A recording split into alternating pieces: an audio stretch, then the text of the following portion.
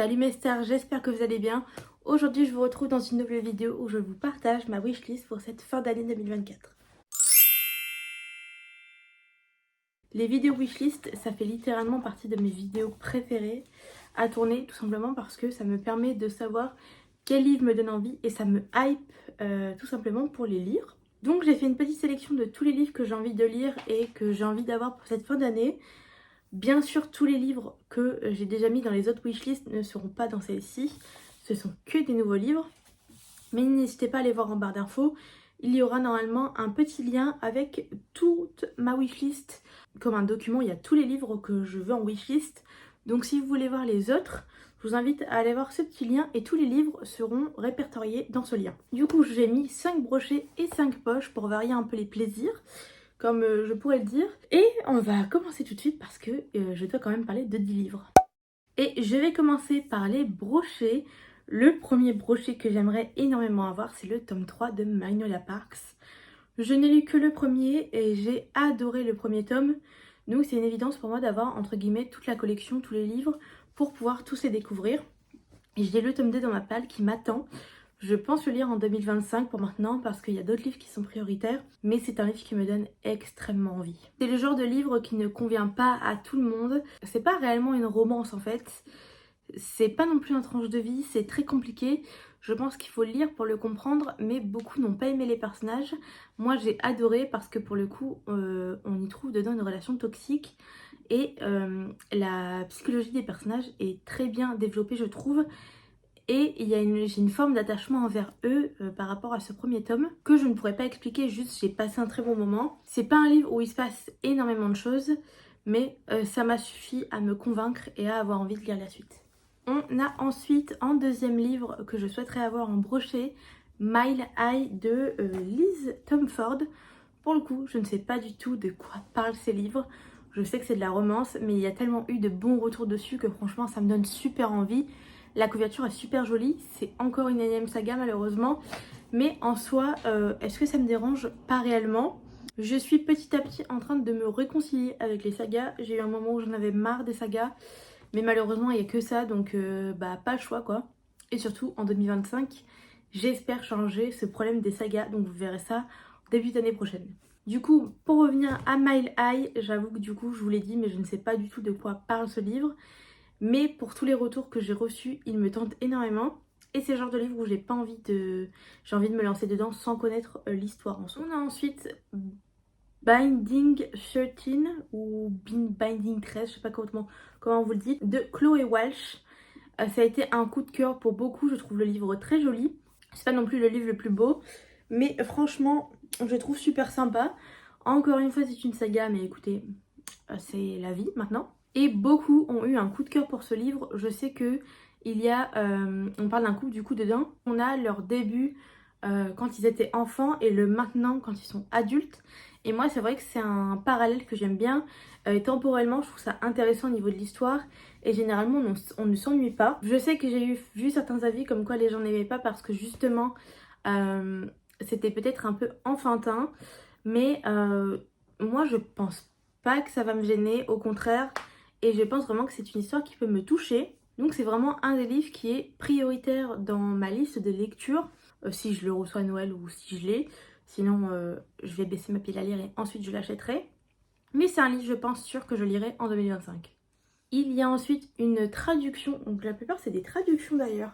Oui, pour les brochets ce sont toutes des traductions. C'est assez rare que j'ai autant de traductions dans mes wishlists. Mais écoutez, ce sont les livres qui me donnent envie. Et pour les poches, il y en a un peu moins. Et ensuite, l'avant-dernier brochet, c'est The 7-Year Sleep, donc de Ashley Poston. About Estelle l'avait lu, il me semble l'avait aimé, et j'avoue que c'est un livre qui me donne énormément envie, vu qu'on est sur deux temporalités également. Et il y a un peu une histoire d'amour avec un mauvais timing, clairement. Donc dedans, on suit Clémentine. Clémentine qui, sa tante, est décédée récemment. Et elle a du mal à faire son deuil. Et pour autant, toute sa vie à côté est parfaite. Elle est attachée de presse dans une maison d'édition. La fondatrice va bientôt prendre sa retraite, et elle la voit bien prendre sa place. Donc tout pourra aller. Mais l'appartement de sa tante n'est pas du tout comme les autres, vu qu'il a la capacité d'envoyer 7 ans en arrière les gens qui y vont. Et un beau matin, elle retrouve un jeune homme, Iwan, qui est couché sur son canapé, et elle va apprendre à le connaître, mais malheureusement à chaque fois qu'elle quitte son logement, elle quitte une temporalité et en retrouve une autre. Et ce qui est marrant, c'est que ce fameux jeune homme est dans la temporalité de l'appartement, mais il est également dans sa vie réelle, entre guillemets, et présente. Donc je pense que ça peut être très sympa à lire et très sympa à découvrir. Et c'est le genre de livre que je lis beaucoup moins, et pourtant ça m'a l'air super intéressant. Le dernier brochet que j'ai envie de lire et que j'ai envie de découvrir, c'est le deuxième tome de Maxton Hall de Mona Keyston. J'ai lu le premier tome, j'ai regardé la série pour laquelle j'ai eu quand même un bon coup de cœur. Et il faut dire que j'ai beaucoup aimé le tome 1 et forcément j'ai envie de lire le tome 2 pour pouvoir découvrir la suite et avoir un peu un avant-goût de la série. Généralement j'aime bien pouvoir lire un petit peu en avance et savoir ce qui va se passer dans les séries, mais pas à ce stade. Et là pour le coup c'est vraiment une envie que j'ai parce que j'ai adoré l'adaptation sur Prime Video et j'ai eu un vrai coup de cœur pour les personnages et tout le tralala. Je trouve que le livre et la série n'est pas totalement identique et c'est normal, mais la vibe est relativement la même et ça se ressemble énormément. J'ai fait une vidéo par rapport à ça, donc je vous mettrai la vidéo en barre d'infos, mais je dois dire que c'est une très bonne découverte et j'ai hâte de pouvoir lire le tome 2, surtout qu'il est rose et que c'est littéralement ma couleur. On passe maintenant aux poches, il y en a 5 également et là du coup il y a un petit peu moins de traduction. Premier livre dans les poches du coup c'est Unité d'élite, le tome 1 de Laureline Brayden, qui est une Française qui vit dans le sud de la France je crois. Et je dois dire que ce premier tome et la saga en général m'intéressent énormément. Et ça m'intéresse énormément parce que pour le coup on parle de sujets que je n'ai pas l'habitude de lire, vu qu'on va suivre 2 captifs de terroristes qui se rencontrent dans le noir. Et pour leur sécurité, ils sont obligés d'utiliser des faux noms. Et une petite histoire d'amour est née entre eux. Malheureusement, presque 3 ans plus tard, Alessandra pense que son amour est mort, entre guillemets. Mais il va s'avérer qu'il va se passer des choses qui vont peut-être la faire douter. Donc ça m'intéresse énormément. En plus, il n'y a que 3 tomes, entre guillemets. Donc je pense que ça peut se lire super rapidement. Et généralement, les poches Ito, donc de BMR, ce sont des livres que je lis très rapidement et où directement les histoires m'accrochent. On a maintenant la seule traduction pour les poches et c'est The Fire de Brittany Setcheri. J'ai le premier tome, The Air, que je n'ai pas encore lu. Du coup, j'aimerais pouvoir avoir toute la collection pour les enchaîner en les lisant. Et c'est surtout une des sagas que je souhaite lire en 2025. Donc ce serait cool d'avancer et d'avoir tous les tomes. Surtout qu'en poche, ils sont pas super chers. Donc voilà. J'ai le premier tome, maintenant il me manque les 3 autres. J'avoue que je ne sais pas du tout de quoi ça parle, j'ai pas envie de savoir, je préfère me lancer dedans sans connaître l'histoire, mais il me tente quand même dans tous les cas parce que je trouve la couverture trop belle et les livres de Brittany Setcheri, j'ai l'impression que pour moi, ce seront tous des coups de cœur alors que je n'en ai eu aucun pour l'instant. Donc on croise les doigts pour que ce soit le cas. On a ensuite L'âme bleue de Océane Ganem. Océane Ganem, c'est une autrice que j'ai fortement envie de découvrir en 2025. Et il est fort probable que vous ayez une vidéo où je découvre Océane Ganem. Mis à part tous ces livres déjà chez Hugo New Romance, il y a là ce livre-là qui me tente, je ne sais plus la maison d'édition. A priori ce serait chez Hachette, mais je pense que ça c'est la maison mère, bref. Donc je vous lis le résumé. Quand Oksana rencontre Max, l'attraction qu'elle éprouve pour lui est immédiate, presque trop forte. Elle sait qu'elle n'a pas de temps à perdre à fantasmer sur des hommes inaccessibles, mais elle n'arrive simplement pas à détourner le regard. C'est plus fort qu'elle, il la fascine, il l'obsède, mais Max est farouche, difficile à cerner, il aboie autant qu'il est mort, déterminé à garder jalousement ses secrets pour lui, ceux qui la tiennent à l'écart. Que cache-t-il au fond de lui? Plus Oksana s'approche de son cœur, plus Max le rejette. Jusqu'où ira-t-elle pour son sourire? Se fera-t-elle un bleu à l'âme? Je pensais que c'était de la fantaisie, mais a priori pas du tout. Ou alors on n'en parle pas dans le résumé, je verrai ça en le lisant. De toute façon, c'est un livre qui me tentait, même si j'avais pas encore lu le résumé. Mais ça me tente encore plus du coup. Océane Ganem, c'est une autrice que je vois partout actuellement. Ça fait déjà un moment qu'elle est, entre guillemets, une étoile montante de l'édition. Et ces livres me donnent tous envie. C'est-à-dire qu'il n'y en a pas un qui me donne moins envie qu'un autre. Et pour autant, elle a des univers qui sont assez différents. Mais j'avoue que ça m'attire pas mal. Avant-dernier livre, c'est le tome 2 de Ceux qui nous consument de Quentin Jarnot. J'ai le tome 1, je ne l'ai pas encore lu, mais toujours dans mon optique d'avancer dans mes sagas. C'est un livre que je veux avoir, étant donné qu'il est en poche, pareil, il n'est pas super cher. J'avoue ne pas avoir lu le tome 1, mais je pense que ça va me plaire, donc j'aimerais pouvoir avoir le tome 2 sous le coude pour me dire je peux le lire au cas où, et je peux l'avoir au cas où.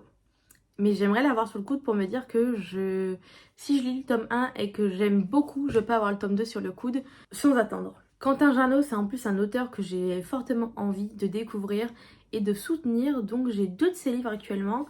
Il y aura une vidéo qui va sortir sur lui également normalement bientôt, courant 2025, où je vais découvrir ses livres. Là en fait je suis en train de vous dire toute ma programmation pour 2025, c'est un peu chaud. Essayez de garder, d'oublier ça, comme ça vous gardez la surprise. Mais sa Dark Romance me tente énormément, j'ai déjà le premier tome et je verrai petit à petit pour acheter le tome 2 et 3. Le tome 3 n'est pas encore sorti il me semble d'ailleurs. Le dernier livre que je souhaite avoir en poche, c'est le tome 4 de Campus Drivers. Pareil, c'est une saga que je vais finir en 2025. J'ai déjà les 3 premiers tomes, le premier tome est lu. Il me reste le 2 et le 3 et ayant rencontré Sesquill au FNR, j'ai fait une petite photo avec elle et tout, j'ai fait signer aucun livre parce que c'était pas celle que je devais voir, mais j'ai accompagné une copine. Et j'avoue que cette femme m'a énormément touchée. J'ai beaucoup aimé sa vibe entre guillemets et ce qu'elle dégageait. Et ça me donne d'autant plus envie de découvrir ses livres. En sachant que j'ai lu déjà 3 livres d'elle. Vu que j'ai fait une vidéo, je découvre aussi Squid, je vous mets tout en barre d'infos. J'ai lu Fan Squad, 49 jours je compterai pour toi, et le premier tome de Campus Drivers. Et toutes ces lectures ont été des excellentes lectures, surtout Fan Squad que j'ai vraiment adoré pour le coup. Et j'avais fortement trouvé sympa le premier tome de Campus Drivers. Donc c'est l'occasion de continuer et de tous les avoir, surtout que les 2 derniers tomes sont sortis en poche déjà. Donc voilà pour tous les livres qui me donnent envie. Il y en a bien sûr d'autres, mais je ne peux pas tout mettre dans une vidéo, sinon c'est trop long. J'essaie quand même de réduire dans ma tête la tonne de livres que je veux lire, parce que j'en ai déjà beaucoup à lire dans ma pile à lire. Mon challenge de début d'année, No Buy, n'a pas fonctionné comme je le souhaitais pour baisser ma pile à lire. Ça a baissé un peu d'une dizaine de livres, mais pas plus vu que je continue à en acheter. Donc c'est pour ça que là, je tente de lire ce que j'achète quasiment directement et ensuite de lire ce qu'il y a déjà dans ma pile à lire. Mais pour cette fin d'année, normalement, je n'aurai pas trop d'achats parce que je sais que je vais avoir des livres à Noël, donc ça sert à rien d'agrandir encore plus cette pile à lire. Mais voilà pour cette vidéo, n'hésitez pas à me dire en commentaire, vous, quels sont les livres qu'il y a dans votre wishlist pour cette fin d'année et s'il y a des livres que vous allez demander à Noël. Dans mon cas, il y a aussi mon anniversaire en janvier. Donc c'est vrai que généralement je dois faire une bonne grosse liste pour toute ma famille et pour mes amis en général. Et j'avoue que ça me fait plaisir de faire des wishlists et de voir les livres qui me donnent envie. Je pense que j'aime autant faire ça que d'en acheter et d'en lire. La lecture c'est vraiment tout un processus selon moi. N'hésitez pas à me dire si cette vidéo vous a plu, n'hésitez pas à mettre un petit commentaire pour me soutenir. Et on se retrouve la semaine prochaine dans une nouvelle vidéo et je vous fais des gros bisous. À bientôt.